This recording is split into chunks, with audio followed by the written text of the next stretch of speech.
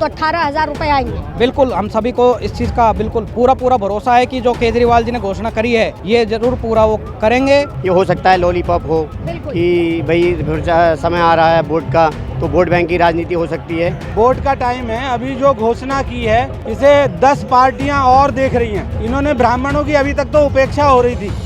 तो सबसे पहले मैं अरविंद केजरीवाल को धन्यवाद देना चाहता हूं। मतलब आम आदमी पार्टी भी पूरी तरीके से भगवा में रंग गई है, शायद कह सकते हैं ये भगवा के लिए सम्मान देने के लिए तैयार हो गई है और सम्मान देगी। सनातन ये एक वो शब्द जिसकी बात तो हर राजनीतिक दल करता है, लेकिन मसला ये है कि आखिर इसको समझता कौन है। इसी तमाम चीज़ों को लेकर के जो आम आदमी पार्टी ने नई योजना का ऐलान किया है और उसके साथ अब समिति गठन की है, उसके बाद पुजारियों का क्या कुछ रिएक्शन है, इसी को जानने के लिए मौजूद है यहाँ पर तमाम पुजारी हमारे साथ हैं, संत महात्मा हैं। सीधे सवाल लेंगे कि सनातन की बात तो आज के वक्त हर राजनीतिक दल कर रहा है, लेकिन असल में कौन सनातन के साथ खड़ा है?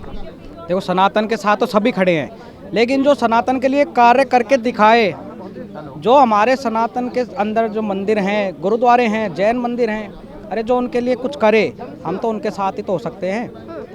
मंदिर प्रकोष्ठ बनाया पिछले 3.5 साल से, उसमें कार्य भी किया, जिला प्रभारी में मंदिर प्रकोष्ठ बाहरी दिल्ली हूँ। लेकिन आज हमारे केजरीवाल जी के द्वारा सनातन सेवा समिति का गठन किया गया और इन्होंने गठन इसलिए किया, और पहले गठन करने से पहले इन्होंने घोषणा करी कि मैं जितने भी हमारे मंदिर हैं, गुरुद्वारे हैं, जैन मंदिर हैं, जो हमारे सनातन के सेवक हैं, उनके लिए 18,000 रुपये का मानदेय। इसका जवाब दे सकते हैं। भारतीय जनता पार्टी भी थी, राम मंदिर करती रही, लेकिन अयोध्या से उसे वो जीत नहीं मिल पाई और सॉफ्ट हिंदुत्व की राजनीति अरविंद केजरीवाल भी करते हुए नजर आ रहे हैं। क्या सनातन लोग साथ देंगे? नहीं, केस में राजनीति हम नहीं कह सकते, क्योंकि इन्होंने घोषणा करी और अभी मन से भी उन्होंने यही कहा कि रघुकुल रीत सदा चली आई, जान जाए पर बचन न जाए। और इस चीज़ के लिए हमने इनसे पहले भी कई बार मीटिंग करी। हमने संजय सिंह जी से भी, हमारे माननीय उप मुख्यमंत्री मनीष सिसोदिया जी से और केजरीवाल जी से भी कि भाई आप जो घोषणा कर रहे हैं इसका कोई आधार है? तो उन्होंने कहा बिल्कुल आधार है, मैं इसको अपने आर्ट एंड कल्चर मिनिस्ट्री के अंडर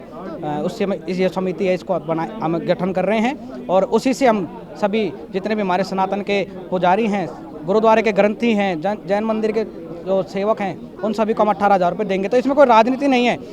मंदिर प्रकोष्ठ ने केवल इसी चीज़ के लिए मंदिर प्रकोष्ठ गठन किया गया था कि पुजारियों का, गुरुद्वारों का, इनका सभी का उद्धार हो, लेकिन उन्होंने कुछ किया नहीं। वो केवल भीड़ इकट्ठी करते रहे 3.5 साल तक, कभी वहाँ बुला रहे हैं, कभी वहाँ बुला रहे हैं। अरे कुछ, और हम जब बोलते थे कि भाई आप मंदिरों के लिए कुछ करो तो सही, तो वो कह रहे हैं जब हमारी सरकार बनेगी जब देखेंगे। अरे सरकार जहाँ पे है आपकी, कम से कम वहाँ तो आप करें। तो कुल मिला करके पुजारियों को भरोसा है कि अरविंद केजरीवाल अगर सत्ता में आते हैं तो 18,000 रुपये आएंगे। बिल्कुल, हम सभी को इस चीज़ का बिल्कुल पूरा भरोसा है कि जो केजरीवाल जी ने घोषणा करी है ये जरूर पूरा वो करेंगे और सभी ब्राह्मणों का, सभी मंदिर का और सभी भगवान का, हमारे देवी देवताओं का, हमारे गुरु गोविंद सिंह जी का, हमारे गुरुद्वारे साहब सा और जितने भी हमारे जैन मंदिर, सभी का आशीर्वाद इनको है, जिससे ये पूरे दल बल के साथ में अपनी पूरी समिति, अपने कार्यकर्ताओं के साथ मिलकर सनातन की सेवा में लगे हुए हैं और आगे भी लगे रहेंगे। इस चीज़ का हम सभी को भरोसा है। जय श्री राम।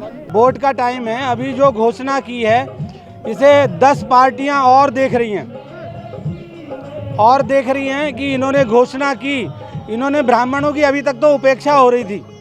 तो सबसे पहले मैं अरविंद केजरीवाल को धन्यवाद देना चाहता हूं। माननीय श्री अरविंद केजरीवाल जी, ये जो एक तो इन्होंने समिति बना दी, इन्होंने कहा तो देने की बात पीछे हटने की है ही नहीं कि हमने समिति जब बना दी, तो जब वो कह रहे हैं अपने मुंह से कि मैं पीछे हटने वाला नहीं हूं और ब्राह्मणों को मानदेय, क्या ये मानदेय नहीं है, ये ब्राह्मणों का कहते हैं स्वाभिमान है, ये ब्राह्मणों की सम्मान राशि है और वो केजरीवाल जी सम्मान राशि के रूप में ही देना चाहते हैं। आपने कहा सम्मान राशि की बात, मैं आपसे भी जानना चाहूंगी, जब हम ज्ञान और अज्ञानता की बात करते हैं तो ये ऐसा नहीं महसूस होता है कि अज्ञानता तब झलकने लगती है जब चुनाव आते हैं और पार्टी फिर से ब्राह्मणों का विचार आ जाता है, सनातन का विचार आ जाता है और उनके लिए काम करने के लिए नई नई योजनाएं ले आती है?